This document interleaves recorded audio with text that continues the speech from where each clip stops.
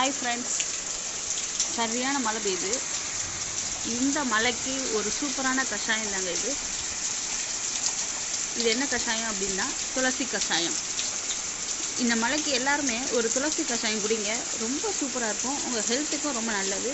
Gold, காஃபு இல்லை ஃபீவரே இருந்தால் கூட இந்த துளசி கஷாயத்தோட மிளகு, கொஞ்சம் இஞ்சி, மஞ்சத்தூள் எல்லாமே போட்டு கொதிக்க வச்சு குடிச்சு பாருங்கள்.